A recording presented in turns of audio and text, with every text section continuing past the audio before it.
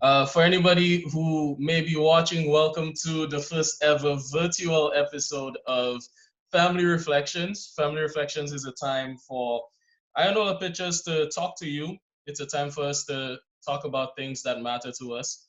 On the line, I have with me Mafrin Emmanuel, who happens to be my mom. and, and I also have the great and powerful Kenti Ramdat on the line with me. And we're just going to have a fun conversation this afternoon, you know? Yeah, this evening is meant to be the Iyanola story. And we just want to share the Iyanola story with you guys. And if you have any questions, if you have any comments, make sure to jump in the comments and let us know. Let us know what's on your mind, and we'll try our best to answer any questions that you have. So on my end, I'm just going to take a moment to make sure that that we're actually live, because I just want to make sure, right? I'm just going to hop onto my Facebook here to make sure that our live link is stable. Okay, it looks like it is. Looks like a few of you are already in here. So welcome, welcome. Make sure you share, like, let people know so they don't miss it, all right? All right. So I'll just open the floor for Kenti and my mom to just introduce themselves and say hello to everybody.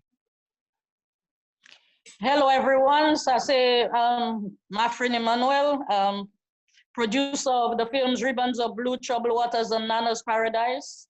We are happy to be here with you tonight.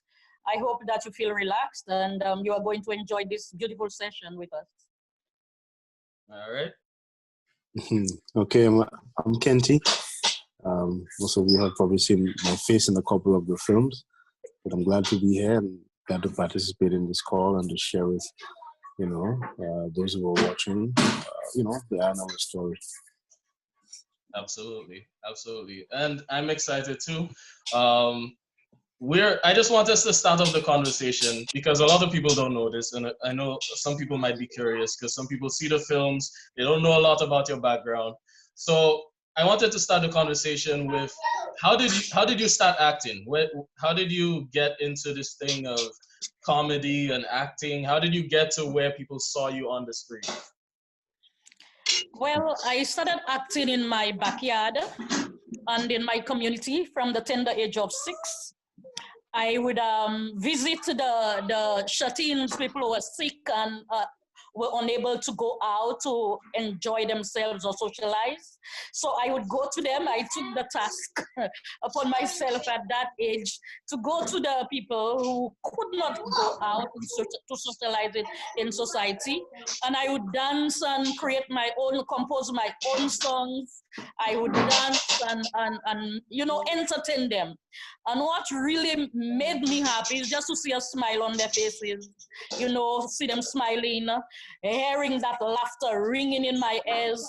To me, that was the most enjoyable time. And that's when I started acting, from that age. Okay. Do you think there was anything that really got you to just take that first step into doing it? Like, what is it? Just your personality, or like what caused you to just get off the bench and start doing that at such a young age? I guess it was in my blood. I don't know. I just enjoyed watching them laugh. I was always very conscious of people's pains, and I never wanted to see anyone looking sad. So to me, when I went out there and I made them laugh, that would make my day. But I also started earning my daily bread back then too, because I remember I would take a little tin of grapefruit and I would leave when I left home. I would go to those homes because they always wanted to offer me something. They would drop 25 cents in my grapefruit tin. Sometimes they would drop $1. It depends on how the performance went with them. So I would return home knowing that I had earned my pay for the day. But then it was more or less just having fun with people in my community. And that was what really made me happy. All right. Well, what about you, Kenti? Yeah, I actually started acting through my mom. And I remember back in the day, we were mostly doing stage productions for small skits at our church and for concerts to raise funds for like the Pathfinder Club and other initiatives that were taking place. And we would host our own concerts and stuff. And I was pretty young at the time. I believe I was probably 10, 11, if not younger.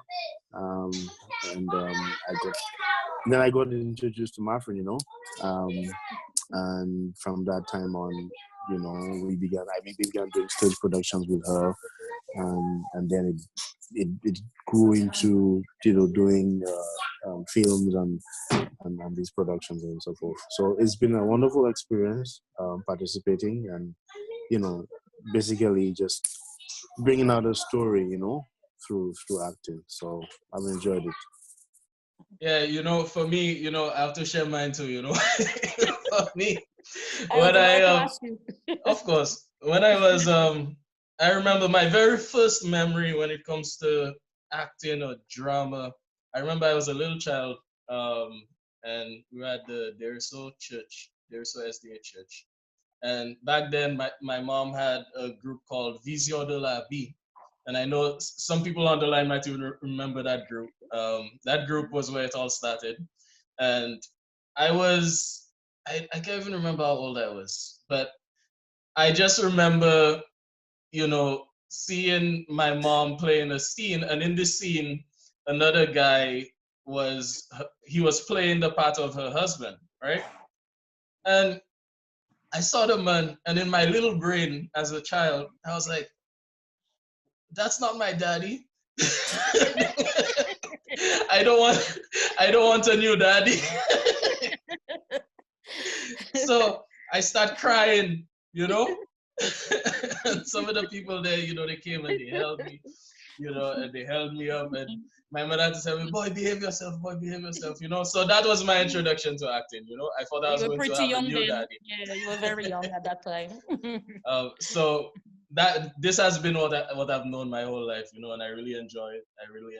I've enjoyed the stories that I've seen come from Iyanola Pictures, and it's been a great experience, and I'm excited to talk about it. Now, I know for me, if I were to take away that component of my life, take away all the concerts, take away all the movies, take away all the stories, I would be a very different person, because I think acting kind of opened up my more extroverted side, gave me more confidence, and really affected my childhood in that way. I just wanted to know if you all feel the same, if you all feel that your childhood and even your personality has been changed or influenced by your experience with acting and performing. Kenty, go first. Yeah, for me, it has certainly, allowed you to be a lot more, I would say, bold. Because when you're acting, you're basically taking yourself out of yourself and becoming someone else. And so when you even in life in general, when you maybe faced with maybe you have to do a presentation or you have to go to a job interview or something that would typically tend to get you nervous, and you kind of use those little skills to sort of help relax and keep your mind focused, so it has helped in that way. Of course, it comes, with sometimes, you drive by and people see you and they think that that's the real person there, they say, let me see, wait, so those are some of the things you have to deal with. But as a young person growing up, it has certainly helped me and helped me be more confident, in my just my interactions with people at different levels. And so, of course, it always helps when people, when you go somewhere and the people know you, oh, you the guy from Urban the Blue, that always helps because, you already have a foot in the door. So you get those little perks, But other than that, for an individual, I can certainly say that it has helped my personality, helped me become more confident in myself. do things that you never thought you would do, and do it so that, like you're on a stage, Sometimes I've portrayed, or I've played, characters where you have to be, barefooted, that walking in the dirt, in the mud, that kind of thing. People typically, would ask questions about that. One time I had to lie down in a coffin, People, look at you. So those kind of things just help you get out of your shell, and help you become more confident. And these are things that young people always need, especially when you're dealing with maybe issues of like low self-confidence and self-esteem, that kind of stuff. You help feel a lot better about yourself. And more than that, the bigger picture is that you're doing something that is impacting someone's life somewhere. And the productions that you do, whether they're on stage or in front of a screen, they live on. The memory of it lives on. And for the movies that we've done, I mean, the films are out there, and even up until today, I mean, we did Ribbons of Blue and Tears in the Valley like over 10 years now, and people still talk about it. They watch the film and they still cry. And so just being able to participate in something like that, and being able to create and to share a story, to know that you're actually helping someone out there in some time. I mean, look, we're talking about 10, 15 years later, and people are still talking about these stories. So that's the kind of thing that that also is beneficial. You get to be part of something that is bigger than yourself. You get to help change lives, because sometimes people tend to think that because they're on the stage, that what they're doing is, they may be shy, whatever. But think about the bigger picture here. You're actually helping tell a story that somebody else out there, would experience a life-changing moment. And sometimes all they need to see is how you on stage would deal with it, because they themselves maybe, are dealing with it too. So, at so many different levels, you're just helping to change your life. Yeah. And so it's great to be part of that kind of opportunity, and to be able to help transform people's lives in that way. Absolutely. For me, it was rather strange though, because when I was very young, I was very, very quiet. I considered myself to be an introvert, and most of the people in my community, looked at me as, someone, in fact, who is very quiet. Some people even used to say, "Apami ishma mãe, liki ikwa style, ipakapale by moon and whatever." But on the stage, when they met me on stage, I was completely different. So, and when I started teaching at the age of 17, in the classroom, I began to use my acting skills, especially when it came to mathematics. I really, up to now, don't like maths. Pour moi, maths, c'est comme Chinese et Japanese on the chalkboard. Et que l'on teacher était vraiment allé faire ensemble les bords là. Ça a été trois cas. So when I graduated from Fort Compre, I decided that I would use my skills, in the classroom when I became a teacher, because that's what I really wanted to do, either nursing or teaching.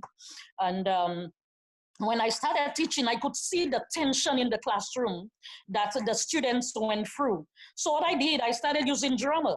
I would tell them, okay, I would actually dress some of the characters, use my props in the classroom. So this is Mr. Tom. Mr. Tom, give him a basket, has 20 mangoes or whatever I would use in the class, 20 mangoes, for example. And he met Miss Jane on the way, and he gave Miss Jane 10 mangoes. And you just, in a minute, you'd have all the children, all of them would be shooting their hands up. It's like mathematics became alive in the classroom when it came to drama, using drama. And it was always fun. And that's what I always wish my teachers could have done in the classroom for me. I knew back then, if that had happened, that I would look at this subject in a totally different area. And I also learned that for children and even for adults, we all learn in different ways. We have our different learning styles. For me, you have to be dramatic. Don't come even in church. I don't want anyone, dead person, coming to the front there and just reading something from the Bible and telling me Jonah swallowed the whale. Or the whale swallowed Jonah. You're talking as it were. You are on death row. No. I want to know that you are being inspired by what you are going to present to me. specifically. I mean, among the people there, I need to know that you are resonating with me well enough, you are touching, you are inspiring me. So for that, I would also, when it comes to that, when I entered my classroom, I always wanted to know that I was meeting the needs of my children in all kinds of ways. Those were very quiet, exceptional students. They didn't have to worry that much. But when it came to the slow learners, to me, we needed to wake them up a bit and help them feel comfortable and happy in the classroom before they gain that concept that you are coming with. So I found what you said there very interesting, because it sounds like what you've done is you took some of the concepts that you learned from teaching, and then you also took some of the concepts that you have from storytelling and from creating stories, and you merged the two together to empower both sides of the equation, right? Yeah. All right. And that's something, I've known you for as long as I've known anything. and that just occurred to me. So I think that's very interesting. Yeah. There's one thing I wanted to move to and just share with the world, because there's a film. Most people know about Ribbons of Blue. Most people know about Nana's Paradise, Troubled Waters. But there is a film that started the whole thing. A film that, created the path for those things. And it's called Tears in the Valley. And I just wanted to get some of your memories about what the creation of that very first film was like for you. Well, that came as a surprise because I never knew that I could produce films. I never went to school. I have no formal training. That was rather strange. But I remember receiving a letter from the Substance Abuse Secretariat one afternoon, and I read the letter briefly. And at that point in time, I thought they were actually asking me to produce a film. I don't know where that idea came from, because I know during that period of time, I was busy raising funds for sick people in my community, those who needed to travel overseas for treatments, Martinique, wherever, London, wherever. One of the things I used to do in my community is to just, write a script, a play quickly when they needed my assistance, and just host a concert. And they had seen one of my plays, The White Angel. So I know they were, very happy about what I was doing. So back then, I don't know why I thought it was a film that they wanted, a short film. I immediately started writing the script. I got my actors together. I got Kenty Ramdat, who is right here with us, some of the young people from the church, and we went to Prale, and I started filming. And when Mr. Edwards arrived that one afternoon, I remember him saying, "Oh my God, Mrs. Emmanuel, I didn't know you had taken our request that far, but this is rather amazing." And, my cameraman, Michael Joseph, he was there, filming, and everything was going smoothly. So we continued the story, filming the story. And when it was aired on NTN, oh my goodness, everybody, I received so many calls when that short film was released. It was rather amazing. But Malawesma, when I look at this production right now, it's not, a piece of work that I am proud of, because during that period of time, we didn't have the right cameras, and some of the scenes are blurry, So it's not, I remember a friend of mine, Coleman, who has, been trying to help us. He asked me for it. That was a request from everyone. They need to see the first movie. But I keep telling people my first real movie is Ribbons of Blue. Tears in the Valley is a beautiful story and people loved it.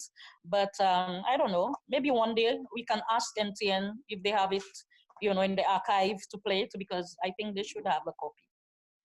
Do you think you'd ever consider, and just before I say this, I want to shout out to everybody on the live right now. We're so glad to have you guys with us. Make sure to like, share, let your friends know about it. Let your friends know that this is happening so they don't miss it. All right? But what I was about to say is, you think there's ever a possibility that you would actually redo Tears in the Valley since the story was so good? Yeah, I would be happy to now that Kenti Ramdat is back on track. And we have so many wonderful actors. You know, St. Lucia, I mean, I'm just so proud of our young people. I always keep on saying that we have Lucian Hood. We don't have Hollywood, Nollywood, but we have Lucian Hood. And we should be proud of what we have. I have received so many requests from young women, young men who keep asking me to remember them when we, move to the next production. And it has been a wonderful experience. I am not the only good actress in St. Lucia. No, we are all, I think most of our young people, if they're given that chance, will make us proud. So I don't mind, reproducing that film because it was very educational, entertaining, and inspirational as well. So why not? Right, and I definitely agree, and I think I would say that talent and skill is not in short supply in the Caribbean, you know? No, not at all. So we can absolutely do that. I want to also, I don't know if you guys on the line know, but Kenti was the star actor in Tears in the Valley. And yeah. Kenti, I know that was your very first time ever starring in a film, right? And it was a new experience for a lot of people. Can you tell us a little bit about your story while you were in that? Yeah, it was a crazy experience, not only before, during, but also after, because I got a lot of death threats. I got labeled as a guy with AIDS, and I'd be walking the streets in Cashew and saying, "As a guy with AIDS, as a guy with AIDS." But it was. I mean, like my friend rightly said, it was a first time experience for all of us. I mean, it was the first time that we were actually, being caught on camera. You know what I mean? And so, it created this kind of a feeling where, sometimes, we were acting, but at the same time, we were learning how to act. Because now we're not on a stage. We're in front of a camera. You can't just stare in the camera and talk. You have to, factor in all of those things. But in terms of the story itself, it was an interesting story because, at the time, the story that we were telling, there was a need for it in St. Lucia. I mean, talking about St. Lucia being hit, with the AIDS epidemic, and then the Department of Substance Abuse, reaching out to us, to help tell the story, to young people. And most of the actors in the film, were young people, like myself. I mean, obviously I was much younger then.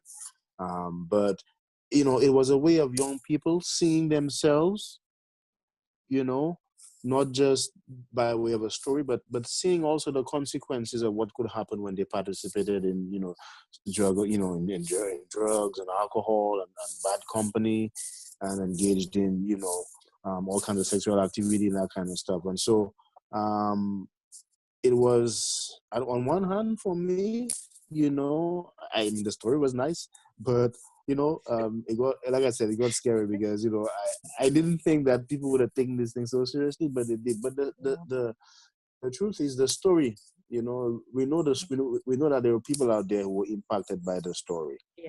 And that has always been our motivation, to make sure that the stories that we tell, tell the true story of what we try to portray, and that people get the message. If people don't get the message, then what we're doing is basically just for entertainment purposes. But we are more than that, So it was a first time experience, and man, there was a lot to learn. I remember this particular scene.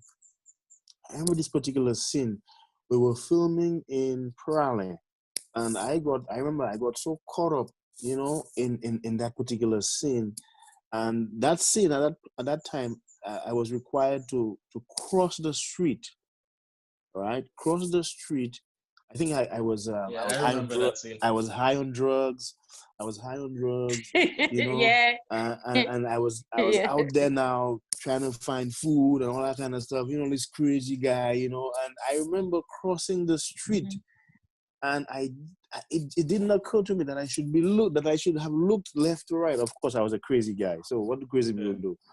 And the funny thing about that the funny thing is, man, a vehicle was coming. There was an oncoming vehicle, and I was just when I crossed the street, I looked back and I was like, wait, what just happened? you know? So that's someone, and then as well, I remember having to lie down in a coffin, for the first time. The interesting thing about that coffin story is we had a vehicle to transport the coffin from Viewfort all the way to Raleigh. And I remember in particular that day, right? Not a single vehicle wanted to be behind that van. They just refused to be. They gave it, all the days, And it was interesting because now I found myself having to lie down in a coffin and get film and everything. So it was interesting because people were like, in St. Lucia we have this thing about coffin and all that kind of stuff. But it was an interesting scene, just to be able to, go in there. And people are asking me, people were asking, did you really die? What happened? Did you really get AIDS? Did you die? Are you hurt? Did you die? Did you really die and you're alive? Yeah.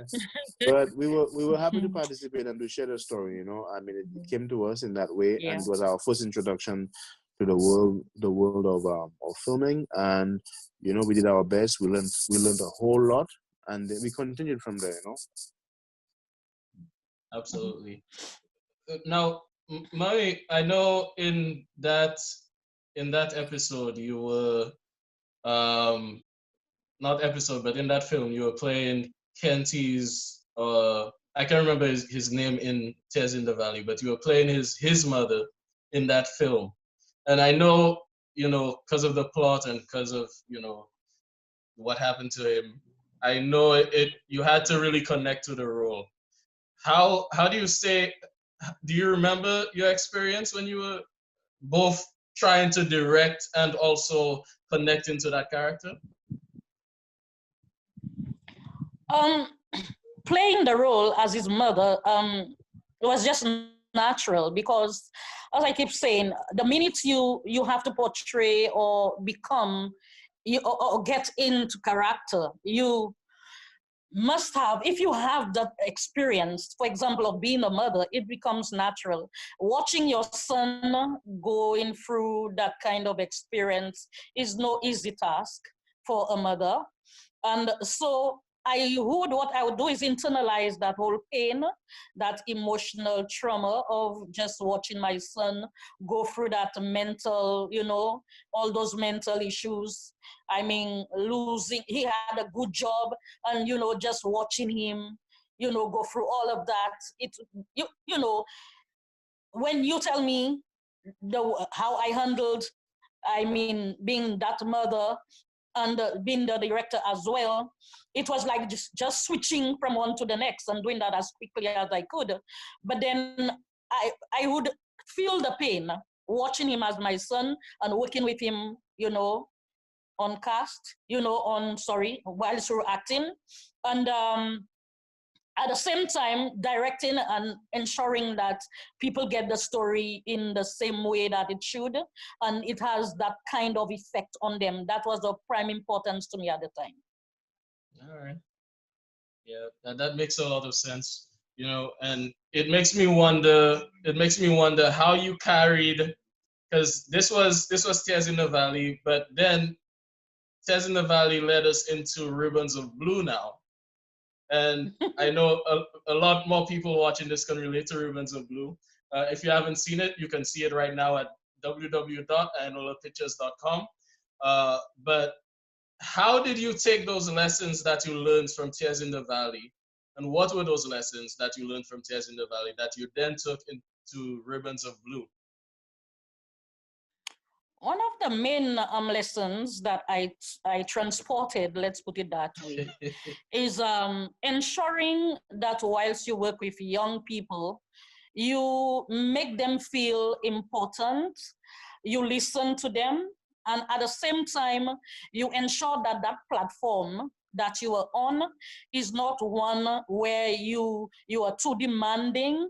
And even if you have to be, you have to know how to present it to them, how to speak, how to relate, how to enjoy the experience, and at the same time help them understand that this is not a joke going on, that we have a story, you know, that which is very important, one which will save lives.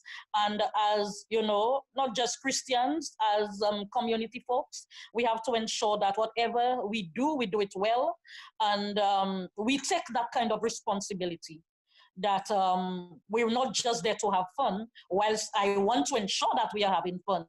Because if we're not having fun, then I don't think we can manage to, you know, work together. You know, young people will not be there with you if you're, you know, your personality must be one that's engaging, one they want to be with you. If they don't want to be with you, you might not get them the next time you need them. So it must be an open forum, a place where people are inspired, a place where they want to be, a place where they want to engage and help you produce your story. It must be one that will inspire not just you, but them. And in turn, they know that they will be inspiring others by it. Yeah, you know, you saying this, you remind me of the experience. You know, I remember when Ribbons of Blue was being filmed, people would, and you know, this is the same thing throughout all the films. Everybody would look forward to going there because it was a fun place to be. You know, we had a lot of fun on set. You know, and that actually makes me think about the whole approach to creating these stories, right? You haven't always been big on script writing, and I think it's very powerful how you still bring out the stories in a not very traditional way. You know, some people uh, probably could not bring forward a film with no or not a very detailed script, you know? So can you tell us a little bit about your whole process with doing that? It's one of the things I often ask myself. I've traveled tremendously. I've been interviewed. I've gone to Oxford University. I remember Ribbons of Blue was the only movie screened twice at Oxford University. And they had the Harder They Come from Jamaica. They had a film from the USA, the civil rights movement. And after Ribbons of Blue was screened twice, I remember journalists walked up to me and asked me, how do you go about producing your films, write the scripts and everything? And who is your manager? Who is your manager? And I stood there for a minute because I was not expecting that question. And I just pointed to heaven and I said, that's where my manager is. Because again, when it comes to script writing, I had never really written a proper script. So I know whatever I have done has come through inspiration. Because nobody wants to believe me up to this point. No one wants to believe. In fact, when I was interviewed in Trinidad by Mr. Paddington, who is a professor in that theater arts field, and we were on our way to be interviewed by, you know, Gael TV and by one of the reporters there, because they told me some of the young men from one of the colleges had come to tell them that they had seen a movie that cracked their nuts. And when they met me, the journalist was just crying and whatever. Oh, that experience, that has been frequent. But everywhere you go, people are crying. And when they ask you the question, sometimes they take you by surprise. So when he asked me, Mr. Paddington, coming back to him, Mr. Emmanuel, how long does it take you to produce a film? And your script writing and whatever. I remember, you know, I just fell into a mode of silence. I did not want to respond to that because everywhere I had gone before, people refused to listen. They refused to accept the fact that I actually did that. Ribbons of Blue had come, as Kent is there, he can testify to that. You were there. It was just a matter of saying to my actors, okay, this is what we are going to do today. I come in with the props and everything. Okay, I am your mother, okay? And you're my daughter. Monday, Monday, now in a situation like this, you are my daughter, and I am very poor and whatever, and I want you to relate the same way you'd have, related to me if you were a bad girl, and that kind of thing. And would sit, she would laugh, and then I would sit there and I'd tell her, okay, Brother Mike is getting ready, action, let's roll it. And we'll do it once and twice, and it would happen over and over and over again. I can remember my young actors when we produced Nana's Paradise. Remember, Keddy? Once one of them walked up to me and she said, Miss Maffrin, how comes you crying so fast? I can't cry so fast. Huh? How are you doing it? And those young children, I know that no one would want to believe that those little girls didn't have any script. It's just how great I believe our young people can be if we work well with them. None of them had a script. We went through Nana's Paradise without a script. We went through Ribbons of Blue without a script. Tears in the Valley, well, we'd have that little paper, that little sheet of paper once, checking here and there. And Shanta's World now, Keddy, when it comes to the script now, I remember Drenia Frederick, after I won the competition, we had to pitch that what concept. Competition was that? What competition? Yeah, well, there was a competition in St. Lucia, was it 2014? And they invited all producers, professionals were invited to pitch a concept about a film that they would want to produce in St. Lucia. And we were told that the person who wins will receive a form of financial assistance. I was reluctant at first. Hold on, I just want to, because I know some people watching might actually be interested in actually participating in that competition. Is that something that's still running monthly or every year? Just a one-time thing? No, it was a one-time thing. Okay. I was reluctant because at the time I had my concept because I had traveled within the Caribbean region, and I had visited some of the libraries. I had held 22 screenings, visited the elementary schools, the secondary schools, colleges. We had screened Troubled Waters, Nana's Paradise, Ribbons of Blue, and the children were just so excited about those movies. But something struck me as, one of our primary needs in the Caribbean when it comes to educating our young people. I kept thinking at the time when I left St. Vincent that we're missing our past. We are missing our history. Because when I visited the libraries, I didn't see any novel that I could just pull and just pick up, and just sit and read about what transpired during those days, post-colonial times and whatever. And that's how the concept of Shante came into play. When I was on Leah traveling back to St. Lucia, I said to myself, if I have to film another movie, it will be something of that sort. So when I heard about the competition, Nadia was the one who kept on, begging me to, participate. At the time, I wasn't quite ready. So I said, I don't want to sell out my concept, and then I don't have what it takes to, start working on it. But when I went, most of the producers did the best. They pitched. They did very well, but I won. And then I remember Drenia Frederick, who works with CDF. She told me at a meeting, she told me, Maffrin, you know what? You have said time after time that you produce movies without a script. This time, put your butt down and write a script. She took me by surprise, and I wasn't upset. I just looked at Drenia and I smiled. And I said, Gouin coûte piti, piti coûte Gouin. And as I arrived home, I started reading, Google search, reading about script. I started reading, samples of scripts, or the seasoned producers have, written. And I started writing Shanti's World. Okay. Now, you mentioned the CDF there. Just for the folks on the line or anybody watching right now, the CDF is the Cultural Development Foundation, right? Yeah. Mm-hmm. Yeah. So first off, again, I want to talk to the people watching this right now. If you have any questions, now is the time to send in your questions. We are answering questions. We are monitoring the comments. So just send in any questions that you have. If you want to talk to us, just let us know. We're right here and we're available to you. All right. Now, Kenty, in Ribbons of Blue, you have a role that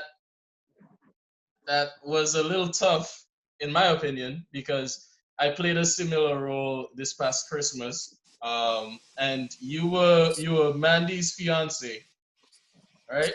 And you in the film you broke up with Mandy for a very particular reason. I kind of want to know how you managed in that scene to be both caring and sympathetic, but also uh, unforgiving in that you had to just break off the relationship. We're breaking up.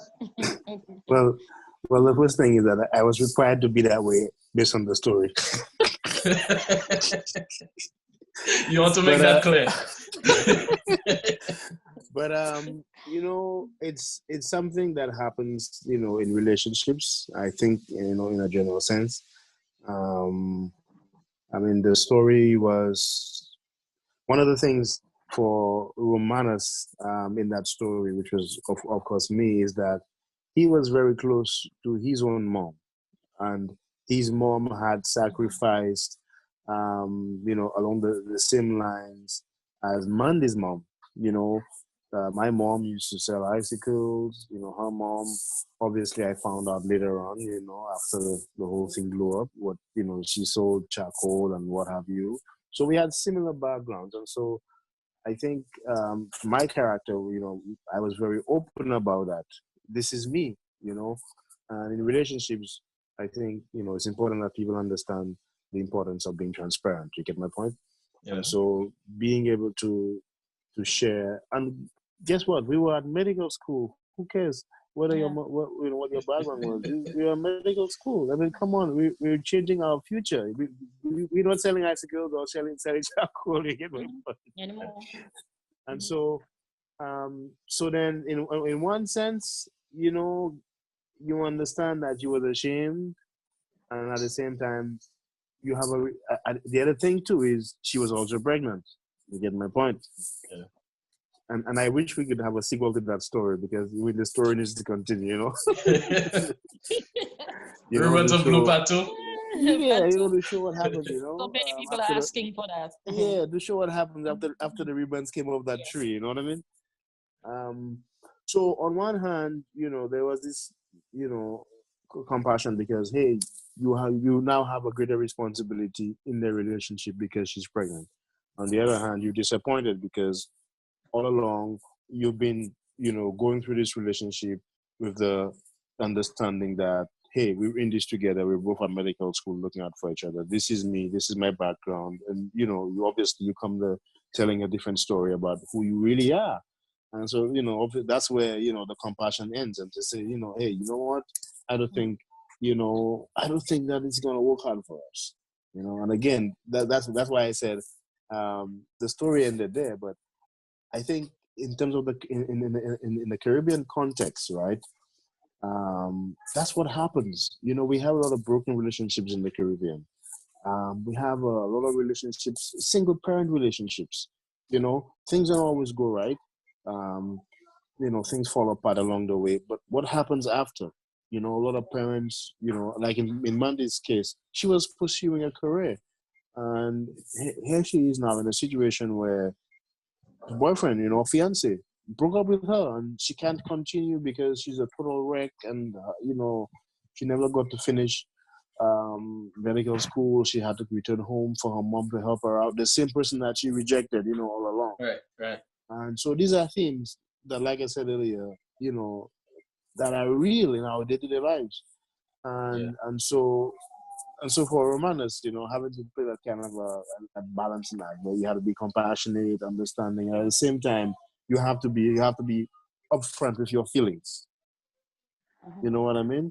And so, I guess, like I said, we had similar backgrounds, but I was upfront. I shared where I came from, my mother, what she did, and then here you are pretending to be someone else. For what purpose? You get my point? It was a very disappointing scene. I know a lot of people, and I think a lot of people were celebrating in that scene, though. Yeah. Well, that's good, But again, the important.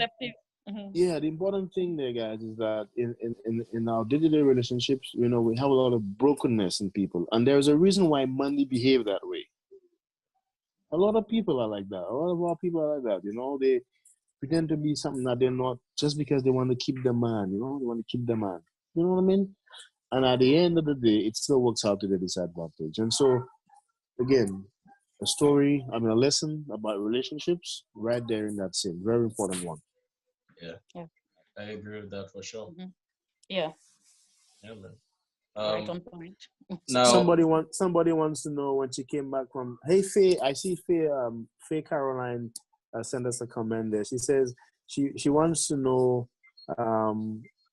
what happened when Mandy came back from England. I guess we're talking about the sequel, you know. Yeah, she'll find out later. I think Mandy was in the calls, you know. Yeah. I think that's where some people wanted Mandy to end up. Yeah, she'll have to end up, you know, working with the calls. People don't like Mandy at all. Helping her mother. Yeah. But I mean, I think towards the end. Yeah, of course. Mm-hmm.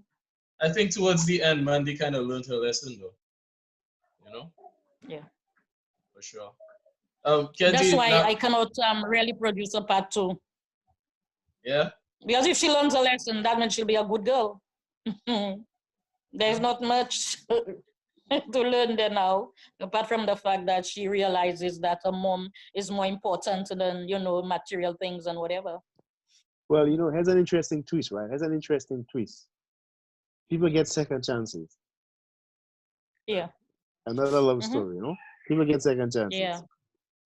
Mm-hmm. Kenty, there's another question I wanted to ask you too, because in Ribbons of Blue as well, you also had a Jamaican accent because you were Jamaican in that film.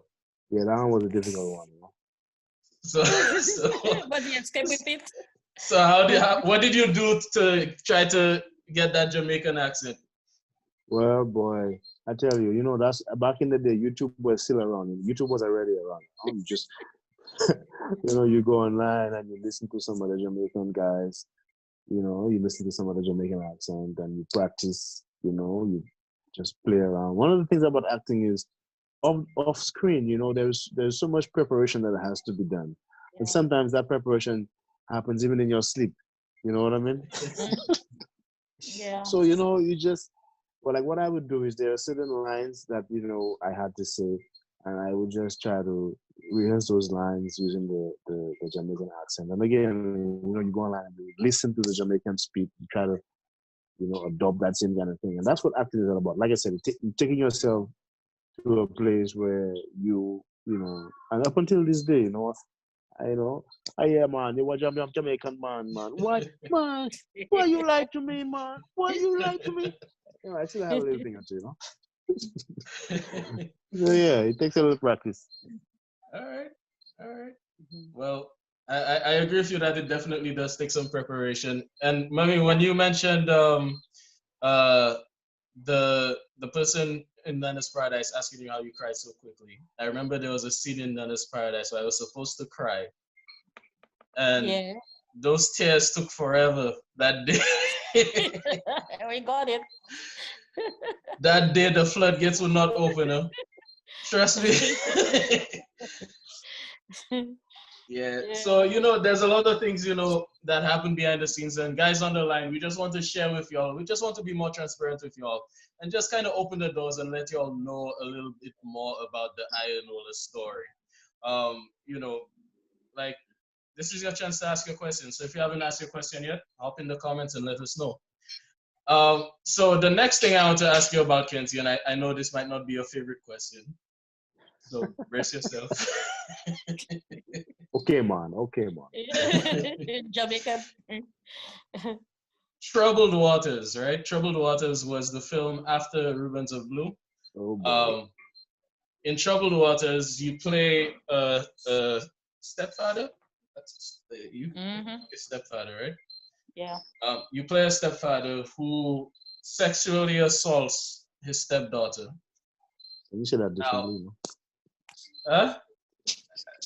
Sexual abuse. No? I don't know the right way to say it, but he did some bad stuff. It's okay. You know? Go right ahead. It wasn't me though. Yeah, it wasn't you. It was the role. So I just want to know, when you play in a role like that of playing somebody who who is a terrible person like that. How how is that done? How do you bring yourself into that character? How do you navigate, you know, those emotions and that kind of thing, you know? Yeah, that was a tough one. Actually, I remember vividly when my friend told me that she was, you know, that I would have to play, that she was assigning me, you know, that role. I remember going online and reading, doing a lot of research into the psychology, you know, of a child molester, just to understand some of the things that are that occurs, you know, leading up to that kind of activity or that kind of a behavior. So because it obviously this is not something that you do, you know, that you portray. For me, it was the first time, you know, I had to now learn to be the bad guy, you know. And so I read a lot about behavioral patterns, things that like a child molester would do, like give gifts, you know, and like appear to be overly friendly. I'm not suggesting that anybody who gives gifts to your child or appears that way. I'm just saying that's what I read, and that's what I sort of had to do to bring out the character in that particular film. So, you know, yeah, so being overly charitable, you know, welcoming, but at the same time, very wanting to be with the child privately, you know, a lot, wanting the parent or the parents to be away, and sort of convincing the parent that they are responsible enough to take care of, you know, stuff like that alone, you know. I mean, here you are as a parent in a stranger's house with your kid, and you're already convinced that he's okay, that kind of thing. So you know, I sort of had, you know, for moments, you know, whilst we were filming, I had to be reminding myself of these things so that I can, you know, will play out in the different scenes. For example, there's a scene where Mr. Everton has, you know, this little toy, and he calls a little, you know, what's it name, Risa, calls Risa and says, "Hey, look what I got for you." And he has this little toy with this little man, you know, who plays a little jingle, and he drops his pants, and he goes, "Yeah, yeah, yeah, yeah." That's a way of playing into the child's mind, you know, try to tell the child, "Hey, if my pants drop, it's okay. Don't be afraid. It's just a little game. Just a, yes, exactly. It's a little game." And you know, these are things, you know, that happens, you know, in real life, and in many cases, it happens even worse than that. You get my point? But again, the whole idea behind what we were doing is to tell a story, and the story is not just about showing what can happen, but also educating people about certain things, certain ills and evils that are out there in the society that they should be mindful of and guard against. Because at the end of the day, these things are out there, and in many circles, we don't talk about it. When it happens, we sort of push it under the rug, you know, and everybody just somehow continue living life as normal. At least it appears that way. But deep down inside, you know, people are dealing with brokenness. People are dealing with other issues, you know, that would later on manifest itself. It is something that, you know, people be like, "Well, I didn't know you could do that." Well, yeah, because I've been harboring you know, something that's really dark inside here, and all of a sudden I can't hold it no more. So I do something crazy, you know.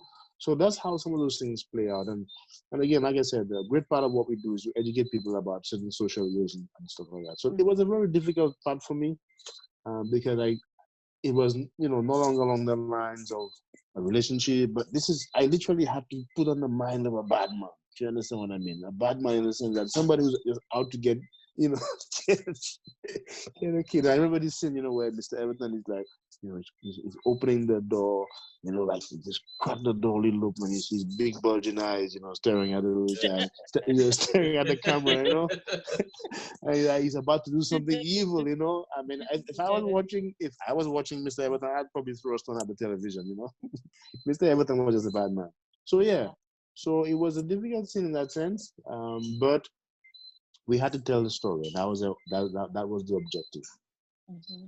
Yeah, you know, Troubled Waters was released at a moment in time when, you know, this was before the whole Me Too movement, and and when sexual abuse and sexual assault was really in the face of the public eye, you know.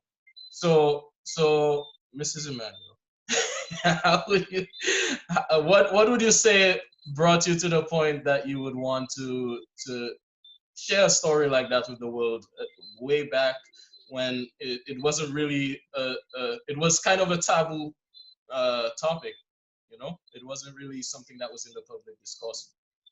Well, what really inspired me back then was the news. I had just returned from the United States, and I was reading a newspaper, and at that point in time, you know, I think it was a few days before I read that paper, a young girl had been raped and killed somewhere in Choiseul. And I got so angry. I was so upset. Emotionally, I could just identify with the mother, that child's mother, losing your child, and the child was killed, not just molested, the child was raped and murdered. And I said, I don't have what it takes. I can develop a story. I know I can do that easily. I may not have the finance to do it, but it could take whatever. I said, as a teacher, I am going to put a story together so that the parents can understand how careful they have to be with little girls, and especially now little boys as well, when it comes to those pedophiles. When you are in a relationship with a man, you have to act, and you have kids, you have to ensure that you understand who you are taking into your child's life. And you should never be naive, you understand? I remember I was in the kitchen once with you, Keddy, and I told you, I don't know if you can remember that, but I remember telling you that I have not watched that movie twice. After it was produced, I never took time to sit and watch it, because every time I did, I would get upset. And I remember you were leaning, against the wall in the kitchen, and you looked at me, and for a minute you said, "Mommy, you should not be so upset. This is a film that will save lives, and it will save many children's lives." I can never forget it. And when you said that, I felt a little better that, maybe it would help, instead of bring out the anger that I was feeling, and I wanted the men out there to feel, and the pain I also felt when I identified with that child's mother. When you put it that way, and you told me, "Mommy, that can be a tool that can help young girls. It can save their lives," I began to see troubled waters in a different light. And as Kenty just said, whenever, when it comes to Iyanola pictures, whatever stories we tell, they must inspire someone not to do or create or get involved in some evil act or some evil or some societal ill that is, going to destroy the lives of our people. So our stories are entertaining. Yes, they can be entertaining. So I remember on Saturday, many people were watching Troubled Waters, and they said they are crying, they cannot take it, they cannot, they were just emotional. That's what we want to bring out. We want you to feel that pain, so that you can understand that when you act in that way, you are actually destroying somebody's life. You are actually bringing on some measure of pain to a soul, to a mother, a father, a child, So when they said that they were crying, yes, I felt sorry too, because I was watching the film and I knew how and why I produced it. But at the same time, I wanted you to cry. I wanted you to bring out all those emotions. I wanted you to get angry, because these are the things that affect our families' lives in St. Lucia, in the Caribbean, and all around the world. Absolutely. Now, we're quickly running out of time. I wish we could talk a little bit longer. But I have one last question that I just want to slide in before we run out of time. If you could go back today, like if I could just take you with me, take you, Kenty, and just all of us could just go back in time to the end of production of Tears in the Valley. what would you tell yourself that would make things better or easier or encourage you for the films that came after Tears in the Valley?